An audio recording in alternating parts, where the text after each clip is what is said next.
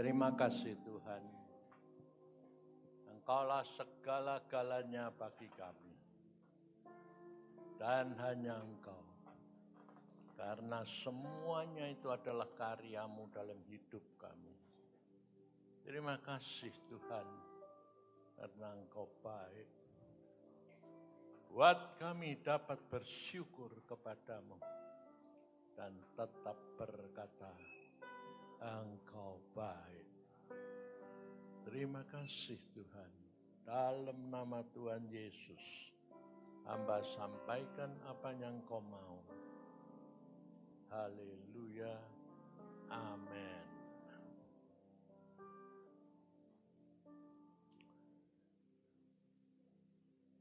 Saudara, hari-hari ini itu sebetulnya saya sendiri terus terang tidak tahu. Banyak hal ku tak mengerti.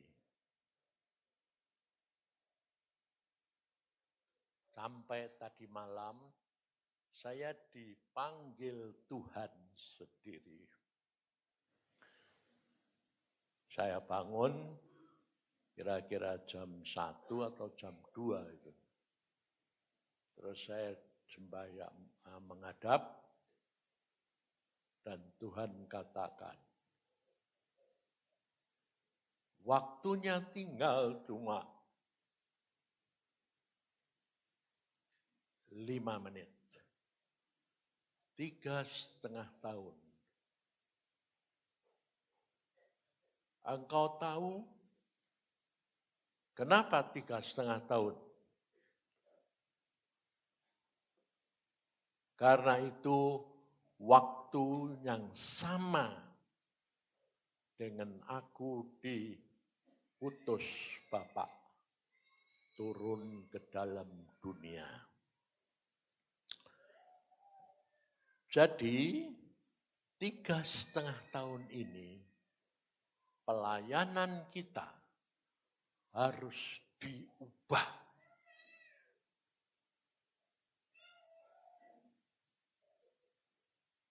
Maksudmu diubah itu bagaimana? Kamu belajar dari firman. Jadi pelayanan kita mulai sekarang harus diubah seperti 3,5 tahun Tuhan Yesus datang dan menyiapkan segala-galanya untuk kedatangannya Dia kedua kali.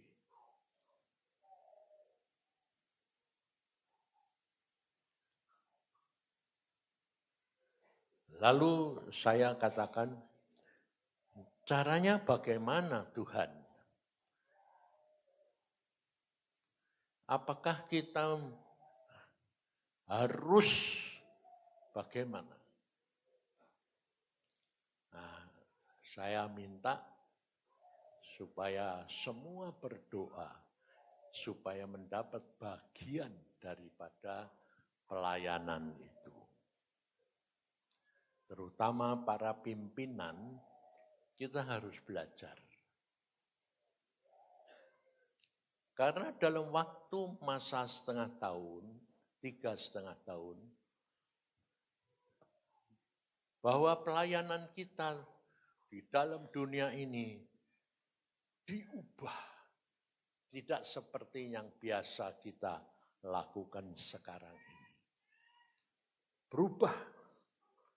Nah, disesuaikan dengan 3,5 tahun cara Tuhan Yesus di dalam dunia sampai nanti kedatangan Dia kedua kali. Nah, ini dibagi beberapa bagian. Bagi para pemimpin, itu harus banyak berdoa dan tanya Roh Kudus. Sebetulnya saya sendiri sudah diajari Tuhan selalu ngajar kepada saudara, Tanya Tuhan Roh Kudus, bagianmu apa? Karena ternyata bagiannya itu banyak. Contohnya di dalam 3,5 tahun Tuhan mendidik murid-murid. Dari murid-murid Tuhan, sebetulnya muridnya Tuhan kan cuma 12 rasul. Tapi sebetulnya itu banyak, 500 lebih yang dimuridkan oleh Tuhan. Tapi dari 12, toh tetap ada yang gugur. Jadi kalau dalam 3,5 tahun ini banyak hamba-hamba Tuhan gugur, jangan kaget. Biasa. Tuhan sendiri pun murid-muridnya pada berguguran. Petrus, semua pada waktu Tuhan Yesus di Taman Getsemani, tidak ada satu orang muridnya yang mampu mendampingi dia. Sampai murid yang terkasih sekalipun meninggalkan dia. Semua. Makanya Tuhan Yesus berkata, tetapi Bapakku tidak meninggalkan aku. Tapi saudara perhatikan, di atas kayu salib, dia berteriak juga. Eli, Eli lama sabachthani. Bapak, Bapak, seolah-olah ditinggalkan. Apakah Bapak meninggalkan? Tidak. Dia tidak sanggup melihat anaknya seperti itu. Tapi karena itu kehendak dia demi menyelamatkan kita, dia korbankan anaknya. Dan di atas kayu salib itu dia tidak tahan. Dia memalingkan wajahnya, bukan meninggalkan. Memalingkan wajah. Hanya memalingkan wajah saja, anaknya Tuhan Yesus sudah berkata, kenapa engkau tinggalkan aku? Dan itu kenyataannya, saudara. Hidup kekristenan, kalau kamu memalingkan atau meninggalkan Tuhan, atau sikap hatimu berubah, sama dengan Tuhan memalingkan wajah. Dan kalau Tuhan memalingkan wajah, hidupmu kacau. Tidak ada yang bisa, kecuali menyerah sampai kepada mati. Itu kuncinya. Makanya Tuhan berkata, setialah sampai akhir. Dalam dunia kamu menderita, tapi percayalah, aku sudah mengalahkan dunia. Makanya dibagi dalam beberapa bagian. Jadi hamba-hamba Tuhan, murid Tuhan dari rasul-rasul maupun 500, maupun yang lain. Jadi kita menjadi anak-anak Tuhan, kita harus fokus sama Tuhan. Jangan fokus dengan perkara-perkara yang lain di dunia ini. Maupun istri, suami, anak-anak, itu tambahan. Tapi yang penting adalah pribadi Tuhan dan hatimu. Banyak orang hidup dengan Tuhan itu dengan pikirannya. Dengan cara memikirnya sendiri. Dikiranya kalau pikirannya begini untuk Tuhan itu baik, belum tentu. Kita kerap kali tidak bisa mengerti. Makanya sampai saya selalu katakan, tambah dekat Tuhan, tambah dekat sampai akhirnya saya bilang, banyak hal ku tak mengerti. Benar-benar tidak bisa mengerti. Tidak bisa menebak Tuhan. Memprediksikan Tuhan. Tidak bisa. Yang kita butuhkan adalah sikap hati yang selalu fokus sama Tuhan dan hineni, rendah hati, selalu katakan, Tuhan, aku tidak bisa lepas daripadamu. Makanya saya dibekali Tuhan, pada waktu dipanggil Tuhan menjadi hambanya, Tuhan bilang, ingat, setiap kali kamu harus katakan, Lukas 10:17, aku adalah hamba yang tidak berguna. Aku hanya melakukan apa yang diperintahkan oleh Tuhan kepadaku. Selainnya adalah hak Tuhan. Dan kalau saya dibekali Tuhan begitu, saudara harus ingat, setan tidak pernah tinggal diam. Dia punya kerja adalah menekan, menarik, atau mendorong. Jadi kalau dikatakan tidak berguna, malah dia berkata, loh kamu tidak ada gunanya, dihina, diapakan. Nah, tapi ingat, apapun yang terjadi, itu baik. Sebab setan itu jahat sekali, licik sekali. Kalau dikatakan tidak berguna, kemudian dilihatkan hamba-hamba Tuhan Stefanus disiapkan mati. Rasul-rasul 12 pun mati semuanya. Makanya saya itu mengucap syukur. Setelah mengalami berhidup dengan Tuhan, itu saya bisa mengerti. Tapi mengertinya bagaimana? Contohnya, Thomas, Andreas, ya, ditarik kereta, badannya sampai pakaiannya sampai hancur, sampai kulitnya, sampai dagingnya hancur, tinggal tulang. Apakah itu sakit enggak? Sakit enggak? Kerap kali kita bayangin ya toh, saya juga bayangin. Wah Tuhan, itu kalau salah satu rasul kok tetap kayak gitu. Tuhan bilang, ya, iya, bukan enggak, iya. Waduh kayak apa? Tuhan malah ngomongin sama saya, Pak. Alami nak. Hah? Alami. Ya. Tapi cara Tuhan itu memang luar biasa. Jadi tahun 75 Tuhan bilang, alami.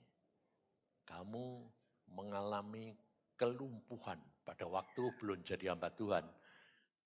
Jadi kalau saya bilang belum jadi hamba Tuhan, itu pun kategorinya lain. Yang saya maksud tahun 73 saya belum full time. Tapi hamba Tuhan iya.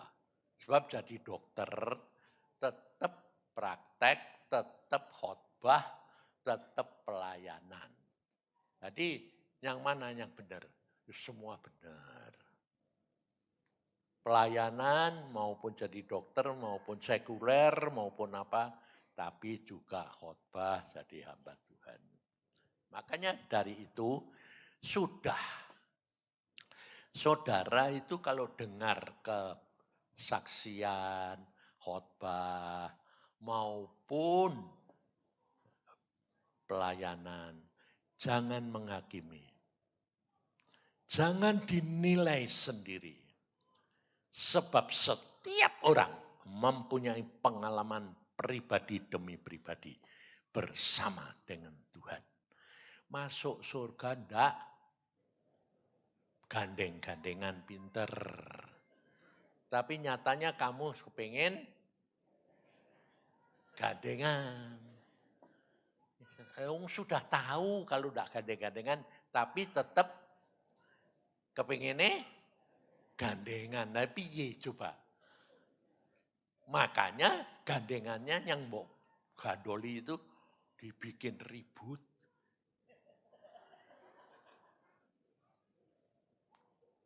Tidak boleh soalnya. Dan Tuhan itu aneh, cemburuan. Istri saya aja kalau ngomong sama, aku kepengen ini. Tuhan ini bilang, ada aku. Iya Tuhan, engkau kan tidak terasa. Itu saja Tuhan sudah cemburu. Sampai akhirnya dia datang, dia tepuk pundaknya, dia bilang, ini aku, jangan takut. Aneh enggak? Maka dari itu saudara, kalau kita itu tidak ngalami sendiri, tidak bisa mengerti. Hidup dengan Tuhan itu harus ngalami sendiri. Enak, tidak enak. Tapi ngucap syukur. Enak. Meskipun sakit. Tapi enak. Enaknya apa? Sakit ya sakit. Tapi ternyata ada batas ambang sakit. Saya pada waktu pertama kali dididik Tuhan mengenai penderitaan itu, ya lumpuh, kematian.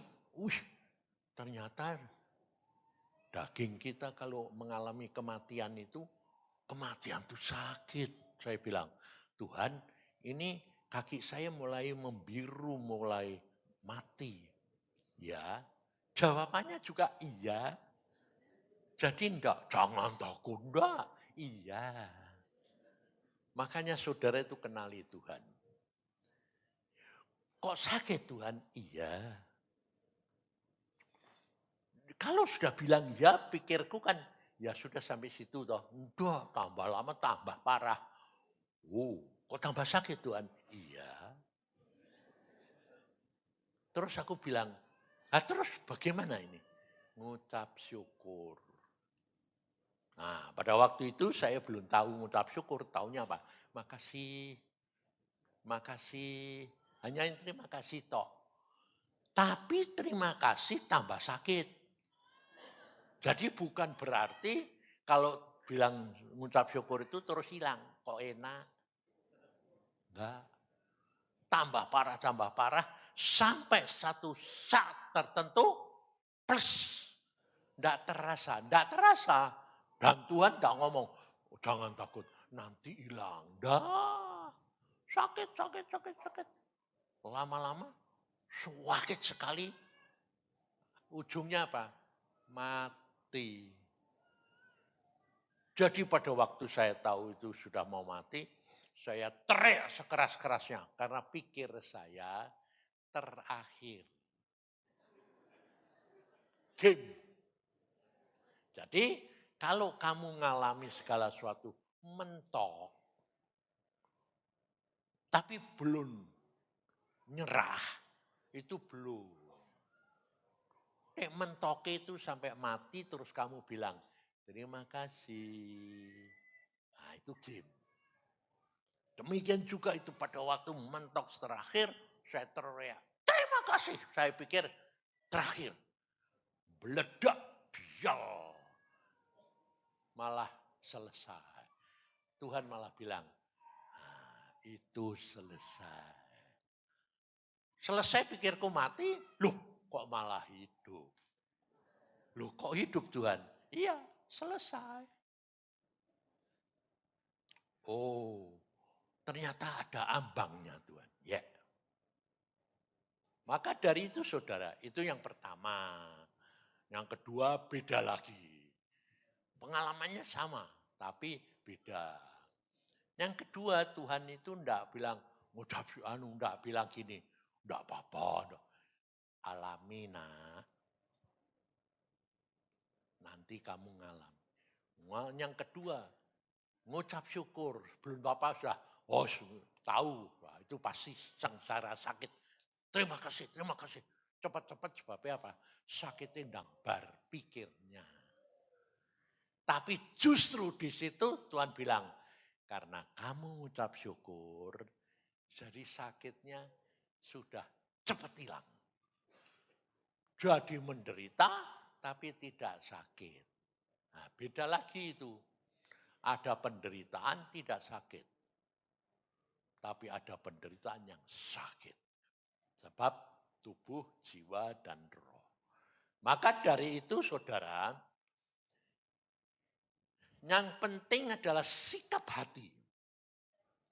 Karena Tuhan sudah berkata 3,5 tahun. Bertahanlah, percayalah. Hanya 3,5 tahun. Nah, tadi malam tuh sampai saya dibangunin, dipanggil.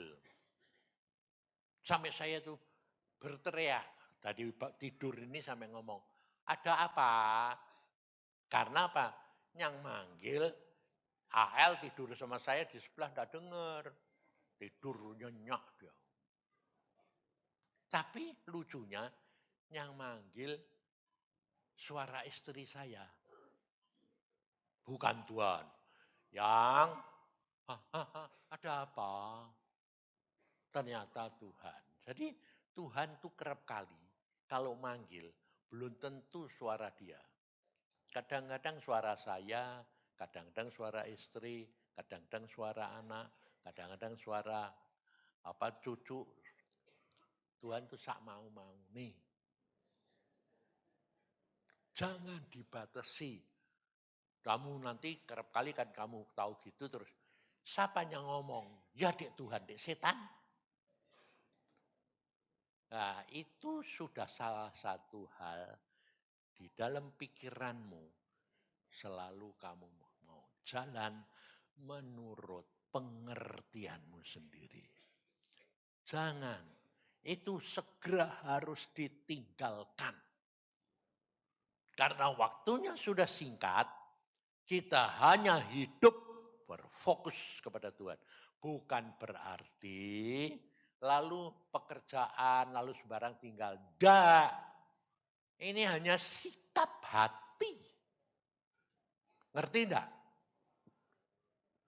Sikap hati sama tindakan itu beda lagi. Maka dari itu harus punya pengalaman pribadi dengan Tuhan. Jangan sampai nanti seperti firman Tuhan dikatakan, yang di depan jadi yang terbelakang. Ya toh, kan rugi. Yudas yang makan dengan Tuhan, tidur dengan Tuhan, kecewa juga. Kenapa? Sikap hati. Tapi tidak usah kamu lalu Yudas dinilai kayak gini. Sebab setan itu jahat sekali. Sehingga akhirnya ada agama Yudas. Karena apa? Dipikirnya Yudas itu pasti selamat lah. Dipakai Tuhan luar biasa. Sudah menyalibkan Tuhan. Tapi Tuhan sudah ngomong. Itu bisa dibalik sampai Yudas selamat. Dan Yudas jadi contoh. Saya bilang, Alkitab sudah ngomong. Yudas itu anak kebinasaan. Aku milih kamu 12 murid, satu di antaramu setan. Oh, jadi dari permulaan tuh Tuhan sudah tahu kalau itu setan. Iya. Kenapa dibina terus? Itulah Tuhan. Tidak bakal ngerti. Sak mau-mau nih dia. Itu Tuhan. Kita ciptaannya itu harus benar-benar sadar. Kita diciptakan untuk apa? Jangan sampai kamu diciptakan seperti Yudas. Ngerti? Sampai sekarang ada pelajaran juga. mengatakan begini. Kita ini dipilih Tuhan untuk menggantikan kedudukannya Lucifer. Jadi bukan Tuhan Yesus. Dan dikatakan Lucifer diciptakan lebih pertama daripada Tuhan Yesus. Saya bilang hati-hati. Di dalam Wahyu ditulis Yesus berkata, aku adalah ciptaan yang pertama. Tidak ada yang lebih nomor satu kecuali Yesus. Kemudian, kok Yesus sudah ada? Sudah. Saya juga sampai tanya itu. Masa Tuhan, kamu itu kalah hebat sama setan? Tuhan bilang, enggak. Nah kenapa pada waktu engkau diciptakan kok engkau seolah-olah kalah sama setan? Enggak kalah, Tuhan itu enggak pernah kalah. Dia itu luar biasa. Tapi setelah diceritakan Tuhan sendiri saya bilang, Tuhan tuh hebat luar biasa. Itu saya diceritain Tuhan, dipelintir sama setan lagi. Katakan kamu menghina Yesus. Masa Yesus diumpamakan kayak amoeba? Aku bilang, aku ini diceritani Tuhan sendiri. Tuhan itu rendah hatinya luar biasa. Jadi disamakan apa? Enggak masalah. Makanya perkara nama juga Tuhan Yesus tidak pernah masalah. Sebab namanya itu memang macam-macam. Karena dari permulaan Tuhan berkata, Allah berkata, aku adalah aku yang mengutus aku, kata Musa, untuk menemui Firaun. Memang dia yang permulaan, tidak punya nama. Ya dia sendiri bingung, namaku apa? Wong dia yang utama. Kau tanya, Bapak siapa? Aku. Dia nyebut, kamu Yehova. Ya boleh, tidak apa-apa, mau sebut apa, mau lah. Disebut Allah yang Maha Kuasa, mau. Bijaksana, mau. Kebenaran, mau. Makanya pada waktu saya diberitahu, saya bilang, Tuhan keadilanmu di mana coba? Orang yang di ujung hutan sana tidak pernah kenal engkau. Kalau mati piye? Aku bilang, bisa selamat? Bisa. Kenapa bisa selamat? Lalu Tuhan tunjukkan, itu di ujung dunia. Tidak kenal aku, tidak kenal Injil. Dia menyembah pohon. Nah terus Tuhan bilang, tuh lihat tuh nyembah apa? Nyembah pohon. Dia nyari apa? Dia bilang, aku sedang nyari kebenaran. Yang dimaksud kebenaran itu apa? Ya hati nuraninya dia sendiri, tidak ngerti apa-apa. Tuhannya muncul. Dia, akulah jalan kebenaran dan hidup. Tok. Lalu dia bilang, aku percaya engkaulah kebenaran. Udah. Terus selamat. Lah kok enak aku bilang gitu. Kita yang jungkir balik gini, belum tentu selamat. Iya. Nah kenapa begitu? Lah memang dia ya belum kenal, belum ngerti kok. Makanya ada ayat, tiap orang dituntut menurut perbuatannya. Jadi karakter itu penting sekali. Dan sikap hati itu penting. Saya bilang, orang itu selamat. Loh kok enak? Cuma bilang, oh aku percaya kebenarannya. Dia percaya iman. Ya deh yang datang itu kamu deh setan. Dia tahu nih aku. Aku tahu dia tulus, dia selamat. Jadi bagaimana Tuhan? Aku bilang. Terus orang yang jahatnya kayak begitu. Ini jahatnya sedikit. Dua-dua masuk neraka, ya toh? Terus dihukum kekal. Di mana adilmu? Aku bilang. Tuhan bilang, enggak, aku tetap adil. Yang tahu sedikit dihukum sedikit, yang tahu banyak dihukum banyak. Lah dua-dua kan masuk kekal? Enggak, aku yang ngukur. Nanti satu saat setelah berapa ribu tahun sudah hilang, ya hilanglah, balik kepada tidak ada. Nah jiwanya kemana? Hilang lagi, tidak ada. Oh, terus nanti yang kekal di neraka siapa? Setan. Sama siapa? Sama dukun-dukun pengikutnya. Oh, banyak perkara kita tidak tahu, saudara. Tapi kalau kita tahu, kita nanti bisa ngucap syukur.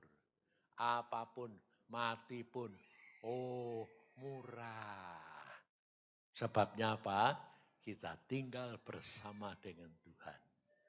Luar biasa. Maka dari itu, saya tadi malam itu dibangun sampai saya tidurnya itu, tidak karu-karuan. Nyenyak ya ada nyenyak. Tidak tidur ya ya, tidur ya ya. Nah, AL tidur sebelah saya, dia bilang gini, Kong tidurnya kok tidak bisa tenang ya. Nah, siapa yang tenang? Wong sedang mikiri Tuhan. Semalaman ya segitu, biasa lah. Ngucap syukur senantiasa. Jadi kita itu harus berubah karena Tuhan berkata pelayanan kita harus diubah. Caranya bagaimana? Saya sendiri tidak tahu. Mahanaim bagiannya Iin. Bagaimana caranya? Tanya Tuhan sendiri. Bagiannya apa? Nanti Agung pun saya kasih tahu. Berubah. Harus 3,5 tahun seperti apa yang dialami oleh Tuhan Yesus di dalam dunia.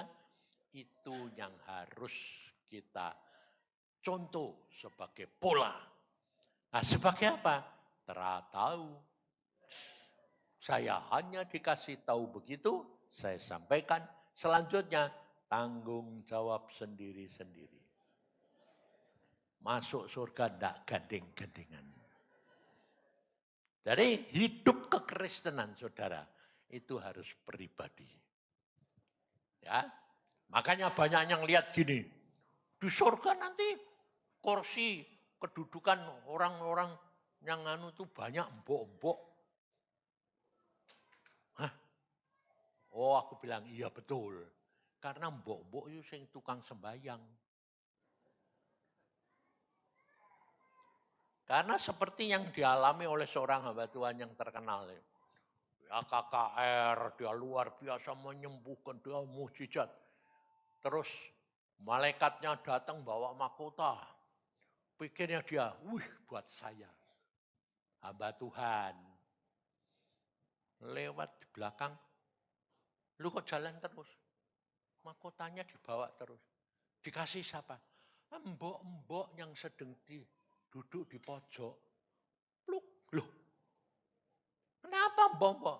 Tuhan berkata, kamu melakukan mujizat ini karena mbok itu sing sembayang.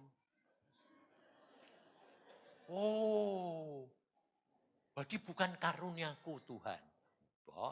Mbok itu yang sembayang. Oh, mahkotanya pemilik dia. Iya. Lah aku dapat apa? Ya dapat nama lah. Wong kamu yang melakukan. Ya toh? Habis itu mboknya yang dapat. Makanya di Mahanaim belum tentu itu bagiannya Iin. Belum tentu itu bagiannya Stephen. Belum tentu bagian hamba-hamba Tuhan yang lain. Itu ada pendoa-pendoa yang tidak kelihatan. Makanya saya katakan, kalau kamu melakukan firman Tuhan pelayanan, jangan lihat hasil. Karena hasil itu belum tentu milikmu. Kita adalah hamba yang tidak berguna, melakukan bagian yang Tuhan tetapkan, selesai. Nanti hasilnya apa? Terakhir. Nanti kamu dapat apa? Dari situ kamu nanti tahu. Tapi kalau kamu punya sikap hati, hineni, rendah hati, kau akan lihat. Dalam dunia ini kau diberitahu. Tuh bagianmu, tuh bagianmu. Kamu cuma bilang, bukan aku Tuhan, tapi Engkau yang menyediakan buat aku. Harus begitu. Maka hidupmu enak. Enak itu juga ada 3 enaknya. Contohnya aku. Aku ini selesai mau mati, tidak boleh mati, tidak boleh. Aku ini kenapa Tuhan? Karena aku sedang cari orang model kayak kamu, tidak ada. Ya memang tidak ada. Wong ini diciptakan manusia yang luar biasa jeleknya. Tapi Tuhan sayang. Karena apa? Tuhan bilang, aku beri kamu contoh untuk jadi contoh. Jadi tidak boleh mati. Bingung aku. Nah, baru saja ke Semarang. Saya ke Semarang, cek kesehatan. Karena disuruh ke Australia, dan Australia itu ya aneh-aneh lagi.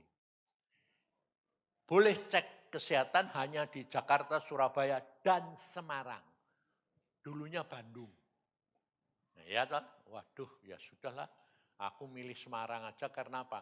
Ada pesawat, 1 jam sana, pulang sehari, besok pulang. Kan enak.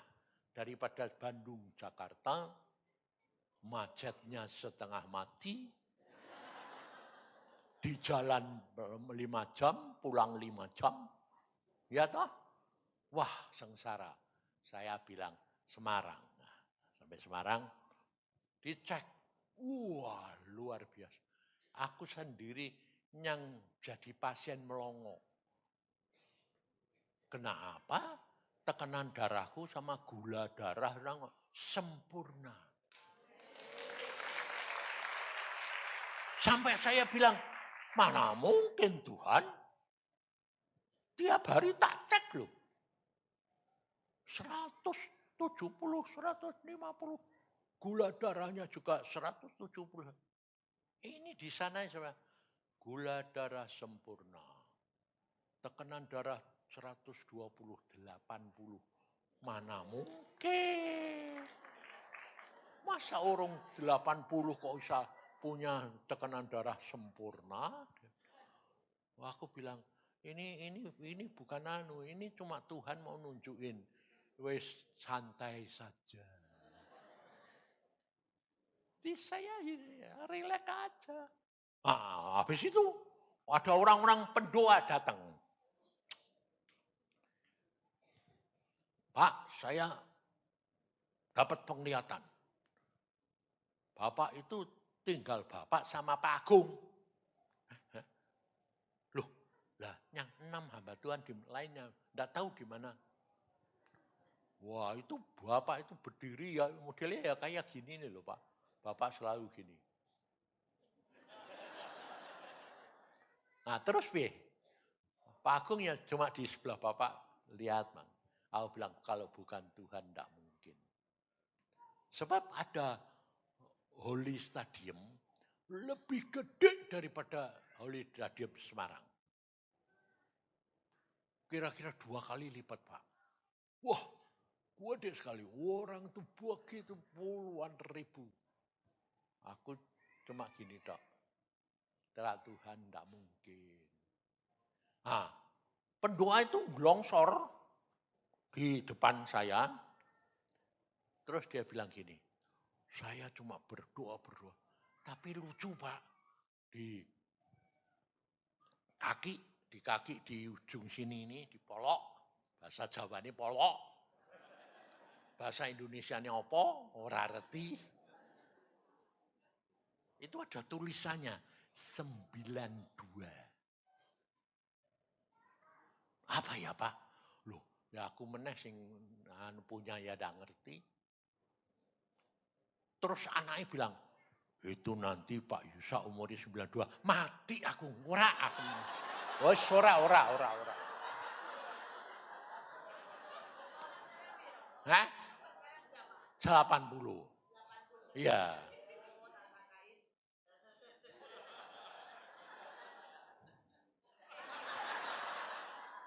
92 itu kan berarti 12-13 tahun ya toh. Wah bodol aku minuman. Wes jangan. Nah, 92 itu maksudnya apa? Itu dicap di kaki ingkong. Apa itu? Orang ngerti. Makanya sudahlah, jangan sok pengen mengerti. Pusing. Ya toh, pusing loh. Lebih baik santai. Gelinding baik. Ngucap syukur. Ya toh. Karena Tuhan itu baik. Ya toh. Jadi saya tambah sehat. Tambah ada apa-apa ya wes sudah. Naik tingkat 5. Nggak berhenti kong. Tapi yang melaku terus.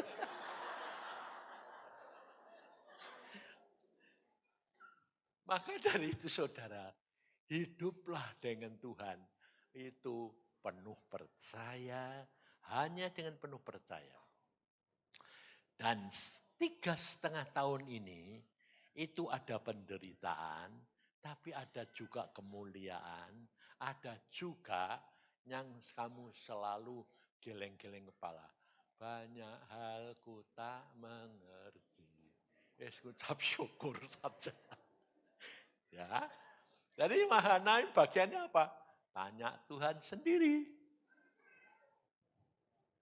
Dirubah oleh Tuhan ini. Bagianmu apa? Tuhan yang tahu. Ya, sebab selama Tuhan di dalam dunia yang mengikut Tuhan, itu ada orang yang mempersembahkan hartanya. Ya toh? Ada juga murid-muridnya. Ada juga murid yang setengah murid, setengah enggak. Ya, macam-macam.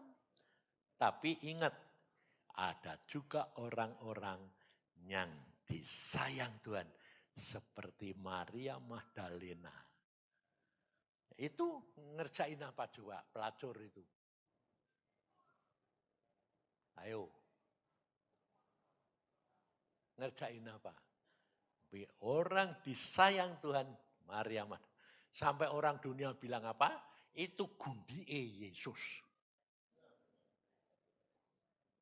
Sampai makamnya saja diurusi. Tapi Tuhan itu enggak urusan. Tuhan lihat hati. Nah, enggak tahu nanti, kita nanti di surga ketemu Maria Magdalena itu jadi apa?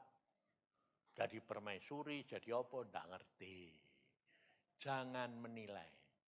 Yang penting dirimu dewek. Kamu dijadikan Tuhan apa? Ngucap. Percayalah Tuhan itu baik. Jadi 3,5 tahun ini hadapi dengan sukacita. Ya, sebab aku sendiri terus terang suruh ngomong di sini aku sampai ngomong sama Tuhan. Tuhan, aku ini enggak ngerjain apa-apa. Di ngomong di depan pekerja-pekerja warrior jago perang. Aku ini bakal ngomong apa Tuhan. Terus dengar lagi dari Irin kemarin bos-bos pada belajar. Aku ini ngomong apa? Nggak taunya tadi malam dipanggil. Gue ngomong ini. Oh ya. Habis iya ya, lalu saya bilang apa? Lah bagianku apa? Ngucap syukur. Ya, maka dari itu Wis toh, jangan terlalu banyak tanya. 3,5 tahun mau ada apa? Orang ngerti. Suruh apa? Lakukan bagian kita. Kalau suruh mati ya pulang. Ya toh? Kalau suruh nanggung sengsara, amin. Nang cepat mati ya beneran. Ya toh? Itu Tuhan. Ngerti ndak? Wes santai baik. Gelinding baik. Nikmati baik. Hidupmu akan luar biasa. Amin.